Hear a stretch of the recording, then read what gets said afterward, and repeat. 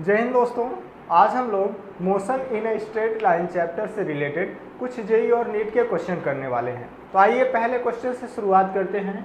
पहले क्वेश्चन में दिया गया है a particle experience a constant acceleration for 20 second after starting from rest if it travels distance s1 in the first 10 second and a distance s2 in first 20 second then और option दिए गए हैं 4 ठो। Question में यह बोला गया है कि कोई भी पार्टिकल है, मान लीजिए यहाँ पे है, वो रेस्ट पे है। अब इस पे कोई भी फोर्स लगता है तो ये कांस्टेंट एक्सीलरेशन से गति करना स्टार्ट कर देता है। हमने मान लिया कि ये गति करना स्टार्ट कर दिया है। अब अगर ये 10 सेकंड पश्चात कहीं यहाँ पे आ जाएगा तो 10 सेकंड पश्चात उसने कितनी दूरी ट्रेवल की हो, s1 दूरी। यहाँ से यहाँ तक की दूरी हमने मान लिया कि ये s1 है क्वेश्चन के हिसाब से। फिर क्वेश्चन में ये बोला गया है कि अगर हम 20 सेकंड तक देखते हैं, और देखना कब से है, शुरू से ही देखना है कि शुरू से ये गति करते हुए 10 सेकंड तक यहाँ तक आया और फिर 10 सेकंड पश्चात कहीं यहाँ पे होगा, और ये हमें टोटल डिस्टेंस दी गई है कि यहाँ से यहाँ तक की टोटल डिस्टेंस है s2। तो हमें बताना है कि कौन सा ऑप्शन सही होगा और कौन सा ऑप्शन नहीं। तो पहले तो हम इस पार्ट के लिए कि जो हमारा पार्टिकल है वो यहाँ से यहाँ तक आया है, तो जब यहाँ तक आएगा तो इसमें हम लोग जो हमारे पास गति के समीकरण दिए गए हैं उनको यूज़ करेंगे, और फिर यहाँ पे इस पूरे हिस्से के लिए कि शुरू से अंत तक ये जो पार्टिकल डिस्टेंस ट्रेवल किया है, यहाँ पे गति के समीकरण लगाएंगे और इनको हल करेंगे। देखते हैं कि कौन सा ऑप्शन सही आएगा। हम लोग यहाँ से स्टार्ट करते हैं, यहाँ से जब पार्टिकल यहाँ पे आ जाता है तो पहले तो ये देख लेते हैं कि क्या क्या दिया गया है हमें। पार्टिकल की इनिशियल वेलोसिटी 0 है क्योंकि पार्टिकल रुका हुआ है, तो u का हमें मान पता है, u इक्वल टू कितना है, 0। फाइनल वेलोसिटी नहीं पता है, कोई दिक्कत नहीं। एक्सीलरेशन कांस्टेंट है, जो एक्सीलरेशन यहाँ पे होगा यहाँ से यहाँ तक आने में, वही एक्सीलरेशन यहाँ से यहाँ तक आने में पूरा का पूरा एक्सीलरेशन कांस्टेंट है, उसको हम लोग मान लेते हैं कि एक्सीलरेशन a है। टाइम दिया गया है कि यहाँ से यहाँ तक पार्टिकल t इक्वल टू कितने सेकंड में आ गया, 10 सेकंड में आ गया, और डिस्टेंस दी गई है, कितनी डिस्टेंस है, s1 डिस्टेंस है। तो हम लोग यहाँ पे दूसरा इक्वेशन यूज़ कर रहे हैं। दूसरा इक्वेशन क्या बोलता है, s equal to ut plus 1/2 at²। यहाँ से यहाँ तक आने में पार्टिकल ने कितनी डिस्टेंस ट्रेवल की है, तो s1, हमने s की जगह लिख लिया s1 plus u initial velocity 0 है, और गुणे में टाइम कितना लगा, 10 सेकंड प्लस 1/2 एक्सीलरेशन को हम लोग a लिख ले रहे हैं, और t² टाइम कितना लगा, तो 10 सेकंड लगा, 10 का हम लोग कर देंगे ये स्क्वायर।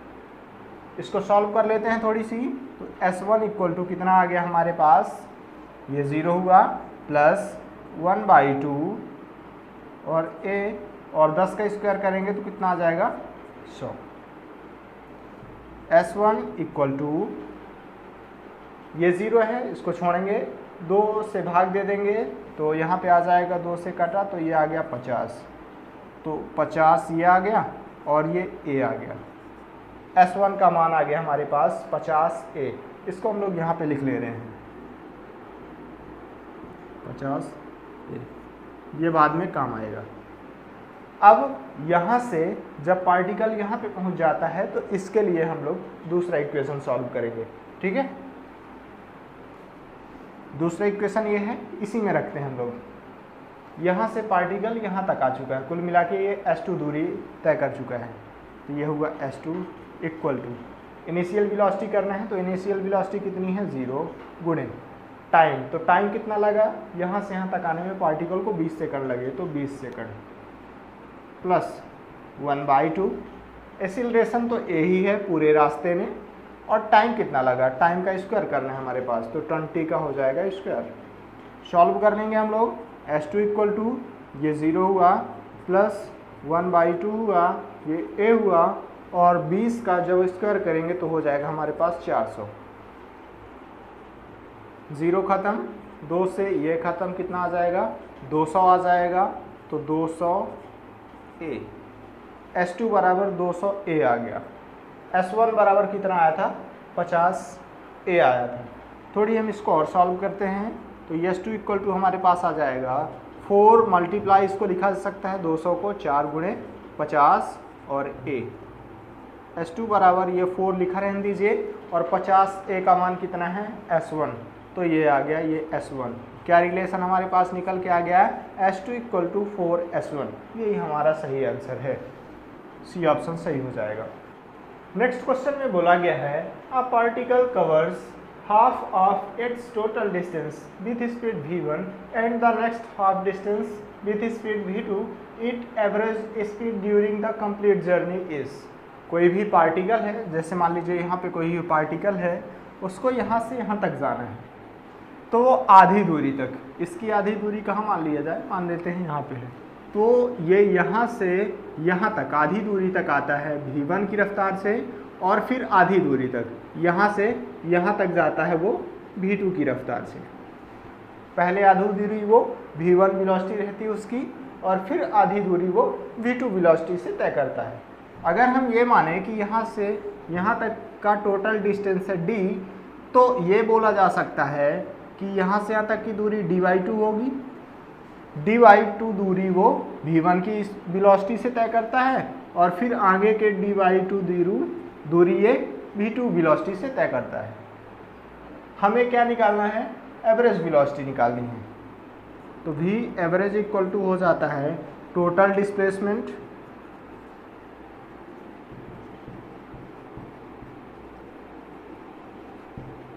Upon total time. ये वाला जो हमने क्वेश्चन माना है, जो क्वेश्चन है हमारा, उसमें क्या बोला गया है कि पार्टिकल एक डायरेक्शन में जा रहा है, तो जो हमारा एवरेज वेलोसिटी निकल के आएगा और एवरेज स्पीड वो दोनों बराबर रहेंगे। ठीक है, तो यहाँ पे v एवरेज इक्वल टू कितना हो गया, total displacement upon total time.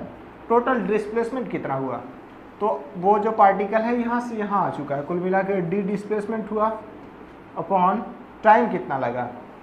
यहाँ से यहाँ तक जाने में टाइम हम लोग देख लेते हैं, और यहाँ से यहाँ तक जाने में टाइम देख लेते हैं, दोनों को जोड़ देंगे तो यहाँ से यहाँ तक आने में कितना टाइम लगेगा। हमारे पास क्या फार्मूला होता है, speed equal two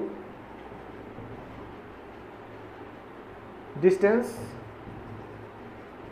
upon time. Time अगर निकालना हो तो टाइम को उधर साइड लेके जाएं, तो टाइम इक्वल टू कितना हो जाएगा, डिस्टेंस अपॉन स्पीड। ठीक है, तो यहाँ से यहाँ तक आने में कितना टाइम लगा, वो क्या हो जाएगा, डिस्टेंस अपॉन स्पीड। डिस्टेंस कितनी है, d/2, और स्पीड है v, तो d/2 ये हो गया, d/2 ये हो गया, और बटे में स्पीड, तो ये हो जाएगा बटे में स्पीड। तो हम लोग ये लिख सकते हैं कुल मिला के d/2 हुआ, और स्पीड कितनी है, v1। फिर प्लस यहाँ पे कितना टाइम हो जाएगा, तो टाइम होता है डिस्टेंस, तो डिस्टेंस तो d/2 ही दूरी आई है, और वेलोसिटी कितनी थी, तो v2, तो ये हो गया v2 हमारा।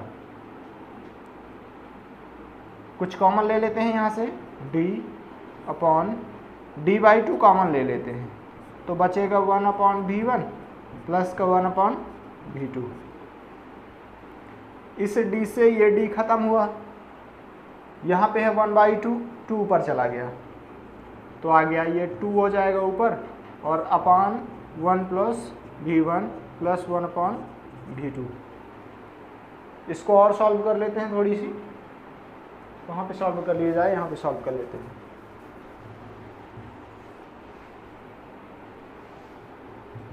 दो है बटे, इसको जोड़ लेते हैं हम लोग, तो जोड़ेंगे तो बटे में आ जाएगा v1 मल्टीप्लाई v2, v2 इधर साइड जाएगा, ये होगा v2 प्लस v1 इधर साइड आ जाएगा v1। इसको ऊपर ले जाएंगे तो आंसर आ जाएगा, v1 v2 आगे चला जाएगा ऊपर, तो 2v1 v2 अपॉन v1 आगे पीछे कर सकते हैं इसको, तो v1 प्लस v2। यही हमारा हो जाएगा एवरेज स्पीड। कौन सा ऑप्शन है हमारा, बी ऑप्शन, बी नंबर सही हो जाएगा। क्वेश्चन में बोला गया है the displacement time curve of a particle is shown and the figure the instantaneous velocity will be maximum at point, और पॉइंट दिए गए हैं। क्वेश्चन में ये बोला गया है कि डिस्प्लेसमेंट टाइम कर्व ये डिस्प्लेसमेंट शो कर रहा है, ये वाली लाइन डिस्प्लेसमेंट है, और ये वाली जो लाइन है ये टाइम है। हमें कर्व दिया गया है डिस्प्लेसमेंट और टाइम के बीच, ऐसा कुछ कर्व मिल रहा है। इंस्टेंटेनियस वेलोसिटी बतानी है कि कहाँ पे मैक्सिमम होगी। तो अगर आपको कभी भी डिस्प्लेसमेंट और टाइम के बीच में ग्राफ दिया जाए और ये पूछा जाए कि वेलोसिटी कहाँ पे, किस पॉइंट पे कम है या किस पॉइंट पे ज़्यादा है, तो आपको जिस पॉइंट पे इंस्टेंटेनियस वेलोसिटी पता करनी हो वहाँ पे आप एक स्पर्श रेखा खींचेंगे, ठीक है, टेंजेंट खींचेंगे उस पॉइंट पे। टेंजेंट जितना ज़्यादा होगा उस रेखा का झुकाव जो हम उस पॉइंट से खींचेंगे, उस रेखा का झुकाव जितना ज़्यादा होगा वहाँ पे इंस्टेंटेनियस वेलोसिटी उतनी ही ज़्यादा होगी। जैसे ए पॉइंट पे अगर हम स्पर्श रेखा खींचें, टेंजेंट खींचें तो कुछ ऐसे मिलेगी, उसका झुकाव थोड़ी कम है। बी पॉइंट पे आप टेंजेंट खींचेंगे कुछ ऐसे, यहाँ या ऐसे कुछ जाएगा, ठीक है। तो बी पॉइंट पे टेंजेंट ये हमारा निकल के आएगा। सी पॉइंट पे हम लोग देखें तो सी पॉइंट पे टेंजेंट कैसे निकल के आ जाएगा हमारा, सी पॉइंट पे कुछ ऐसे निकल के आ जाएगा, ये कुछ ऐसे टेंजेंट आएगा। डी पॉइंट पे टेंजेंट कुछ ऐसे आने वाला है। तो आप देखिए कि ढाल सबसे ज़्यादा इस वाले पे है, सी पॉइंट पे है। ए पे ढाल कम है, बी पे और ज़्यादा ढाल है, सी पे बहुत ज़्यादा ढाल है और डी पे फिर कम है। तो सबसे ज़्यादा ढाल सी पे हुआ तो इंस्टेंटेनियस वेलोसिटी भी सी पे बहुत ज़्यादा होगी, सबसे ज़्यादा सी पे होगी। यही हमारा हो जाएगा आंसर। क्वेश्चन है हमारे पास, a particle of a unit mass undergoes one dimensional motion such that its velocity varies according to Vx equal to beta x की power minus 2n, where beta and n are constant and x is the position of a particle. The acceleration of the particle as a function of x is given by, और option दिए गए हैं। Question ये बोल रहा है कोई भी पार्टिकल है वो गति करना स्टार्ट करता है वन डायमेंशनल मोशन, किसी विशेष दिशा में वो गति करना स्टार्ट करता है। तो उसकी जो वेलोसिटी का फंक्शन दिया गया है कि उसकी वेलोसिटी कैसे चेंज होगी, उसकी वेलोसिटी का फंक्शन है Vx इक्वल टू लिखा गया है बीटा x की पावर माइनस का 2n, जहाँ पे बीटा और n जो है वो कांस्टेंट है और x पोजीशन बताता है कि पोजीशन कहाँ पे होगी। हमें उस पार्टिकल का एक्सेलरेशन निकालना है किसी भी टाइम पे कि उसका एक्सेलरेशन क्या होगा, उस एक्सेलरेशन पे बदलाव कैसा होगा। तो अगर हमें कभी भी वेलोसिटी दी हुई हो और एक्सेलरेशन पता हो तो हम उसका डिफरेंशिएशन कर देते हैं। जब डिफरेंशिएशन करेंगे तो डायरेक्ट एक्सेलरेशन आ जाता है। v का मान दिया गया है, आप इसका एक्सेलरेशन कर डिफरेंशिएशन कर दीजिए, dv अपॉन dt हो जाएगा, d अपॉन ये dt हुआ और मान रख देंगे हम लोग यहाँ पे बीटा x की पावर माइनस का 2n। सीधा सीधा इसका मान कितना हो गया, एक्सेलरेशन ये बताएगा, dv अपॉन dt को हम लोग a लिख सकते हैं। बीटा बाहर निकल जाएगा चूँकि कांस्टेंट है, तो बचा कितना d अपॉन dt x की पावर माइनस का 2n। बस यहाँ पे फार्मूला लगा के आपको इसका सीधा सीधा डिफरेंशिएशन कर देना है। x की पावर माइनस का 2n है, इसका डिफरेंशिएशन करेंगे तो माइनस का 2n आगे आ जाएगा और x की पावर में 1 कम हो जाएगी, तो माइनस का 2n ये है और माइनस का 1 हो गया। यही हमारा आंसर हो जाएगा, माइनस 2n बीटा x की पावर, ये पहला नंबर सही हो जाएगा। ठीक है, जब हम इसको यहाँ से माइनस बाहर निकालेंगे तो माइनस का 2n बीटा आ जाएगा और x की पावर माइनस 2n माइनस 1, तो ये हुआ। तो ऐसे हम लोग कर सकते हैं। नेक्स्ट क्वेश्चन में हमें दो वेक्टर दिए गए हैं और हमें इनका क्रॉस प्रोडक्ट करना है। ए वेक्टर लिखा है 2i cap minus 3k cap plus का 5k कैप, और बी वेक्टर दिया गया है माइनस का 5i cap minus 2j cap plus का 4k कैप। हमें दोनों का क्रॉस प्रोडक्ट करना है। तो क्रॉस प्रोडक्ट कैसे करेंगे आप वो देखिए। सबसे पहले तो लिख लेना है ये A vector cross B vector, equal to करना है और आपको ये दो लाइन खींचना है। सबसे पहले तो आई कैप लिखना है, यहाँ पे जे कैप लिखेंगे और ये के कैप लिखेंगे। अब जो पहले लिखा हो, यहाँ पे हमने ए वेक्टर पहले लिखा है तो ए वेक्टर में यहाँ पे लिखना है। सबसे पहले ए वेक्टर है तो ए वेक्टर वाली लाइन यहाँ पे लिखेंगे। वो कैसे लिखेंगे आप, आई के नीचे आई का गुणांक, आई का गुणांक कितना है वेक्टर में, तो प्लस का 2 है, चिन्ह सहित लिखना है, तो ये हो गया प्लस का 2। जे का गुणांक कितना -3, तो ये हो गया -3। के का गुणांक तो प्लस का 5, तो ये हो गया प्लस का 5। उसके बाद बी आया तो बी वाले में लिखना है। आई का गुणांक कितना है -5, तो ये हो गया -5। जे के नीचे लिखेंगे जे का गुणांक -2, के नीचे लिखेंगे के का गुणांक, तो कितना आ गया 4 आ गया। अब यहाँ पे समझना है आपको कि इसको कैसे करेंगे। सबसे पहले तो आप इसे लिख लेंगे आई कैप, फिर थोड़ी सी जगह छोड़ के जे कैप और फिर ये के कैप। अब इनके गुणे में कैसे लिखना है वो देखिए।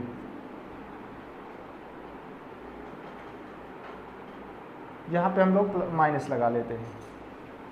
आई कैप लिखेंगे प्लस में, उसके बाद माइनस का जे कैप, उसके बाद प्लस का के कैप, प्लस माइनस प्लस। अब आई के गुणे में कैसे लिखेंगे वो देखिए। आई के गुणे में लिखना है तो आई से जितनी लाइनें जाती हैं ये छुपा लेंगे और ये छुपा लेंगे, तो ये 4 नंबर हमारे पास बचते हैं। इसका गुणा यहाँ करेंगे, फिर माइनस लगाएंगे और इसका गुणा यहाँ कर देंगे। इसका गुणा जब यहाँ करेंगे तो -3 का गुणा 4 से होगा, तो माइनस का ये 12 हो गया, माइनस फार्मूले का लगाएंगे। अब -2 का गुणा 5 से, तो -2 का गुणा 5 से करेंगे तो माइनस का 10 आ जाएगा, वो वाला माइनस इसको कर देगा प्लस। अब माइनस जे ये लिखा रहने दीजिए। अब जे के गुणे में लिखना है तो ये वाली लाइन हम छिपाएंगे और ये वाली लाइन छिपाएंगे, तो ये दोनों नंबर बचते हैं और ये दोनों नंबर बचते हैं। इसका गुणा यहाँ करेंगे, 2 का गुणा 4 में करेंगे तो कितना आ जाएगा 8, माइनस फार्मूले का लगाएंगे। अब -5 का गुणा 5 से करेंगे, तो -5 का गुणा 5 से करेंगे तो माइनस का 25 आ जाएगा, वो माइनस इसको कर देगा प्लस, ये प्लस का 25 हुआ। फिर ये प्लस का के करेंगे, ये छुपाना है ये छिपाना है, ये 4 नंबर बचे। तो 2 का गुणा -2 से तो कितना आया -4, और -5 का गुणा -3 से तो प्लस का 15, और ये माइनस फार्मूले का ये हुआ 15। इसको सॉल्व कर देंगे, आंसर आ जाएगा -12 प्लस का 10 है तो माइनस का 2, आई कैप हुआ ये माइनस, ठीक है, और 25 और 8 हम लोग जोड़ देंगे तो कितना हो जाएगा हमारे पास 33 जे कैप, -4 -15 तो माइनस का 19 के कैप। यही हमारा हो जाएगा ए वेक्टर क्रॉस बी वेक्टर। तो ऐसे हमने सीखा कि ए वेक्टर क्रॉस बी वेक्टर कैसे निकालेंगे।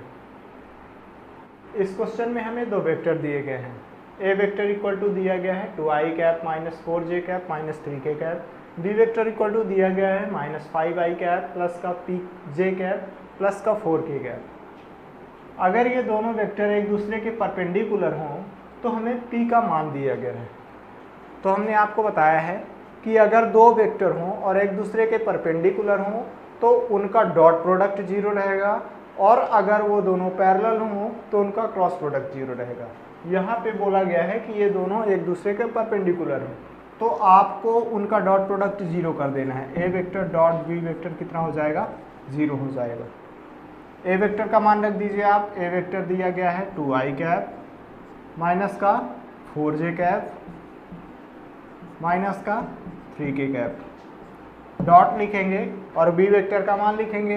बी वेक्टर हो जाएगा माइनस का 5i कैप प्लस का pj कैप प्लस का 4k कैप इक्वल टू ये हो गया 0। अब 2i का गुणा पूरे में करेंगे, फिर 4j का गुणा पूरे में करेंगे, फिर 3k का गुणा पूरे में करेंगे। 2i का गुणा पूरे में जब करेंगे तो क्या हो जाएगा, चिन्ह का गुणा चिन्ह से करना है, नंबर का गुणा नंबर से करना है, और i cap j cap k cap ये जो जितने भर यूनिट वेक्टर हैं तो यूनिट वेक्टर का गुणा यूनिट वेक्टर से हम लोग करेंगे। तो प्लस का 2 है, यहाँ पे माइनस का 5 है, तो कितना आ जाएगा माइनस का 10। i कैप का गुणा i कैप से करेंगे तो 1 आ जाता है। जब सेम यूनिट का डॉट प्रोडक्ट करेंगे तो 1 आएगा, और अगर अलग अलग का डॉट प्रोडक्ट करेंगे तो 0 आ जाएगा। i के साथ डॉट प्रोडक्ट तो 1 हुआ, तो माइनस का 10 ये हुआ, और गुणे में ये 1 हो जाएगा। अब प्लस का 2i का गुणा जब j में करेंगे हम लोग तो j वाला 0 हो जाएगा, i डॉट j 0 हो गया, और जब इसका यहाँ पे गुणा होगा तो वो भी 0 हो जाएगा। अब -4j का गुणे पूरे में करना है तो जब j का गुणा i से करेंगे तो वो 0 हुआ, तो j वाला बस बचेगा। देखिए कितना हुआ, -4j का गुणा प्लस का pj से करेंगे तो -4 का गुणा p से हो गया तो 4p, और j डॉट j करेंगे तो 1 हो जाएगा। फिर j का गुणा जब k से करेंगे तो वो 0 हो गया। अब k वाले में ये 0 हो जाएगा, इसका गुणा ये करेंगे तो ये 0 हो जाएगा, ये वाला बस बचेगा। तो -3 का गुणा 4 से तो 12, और k कैप तो ये 1 हो गया बराबर 0। थोड़ा सा इसको और सॉल्व कर लेते हैं, तो माइनस का 10 ये हुआ, -4p -12 इक्वल टू 0। इसको सॉल्व कर लेंगे तो कितना होगा, -4p -12 और -10 तो -22 बराबर ये 0 हुआ। इसको इधर साइड लाते हैं तो -4p इक्वल टू हो जाएगा 22, p इक्वल टू हो जाएगा 22/4, और माइनस का यहाँ से हम चाहें तो काट भी सकते हैं। p इक्वल टू कितना हो जाएगा, -11/2, यही हो जाएगा हमारा आंसर। p इक्वल टू आ गया -11/2। तो आज हमने कुछ जेईई और नेट के क्वेश्चन किए हैं। आशा है आपको इस छोटे से वीडियो में काफ़ी कुछ मदद मिली होगी। आप जितनी ज़्यादा प्रैक्टिस बुक से करेंगे आपके लिए उतना बेहतर होगा। जय हिंद।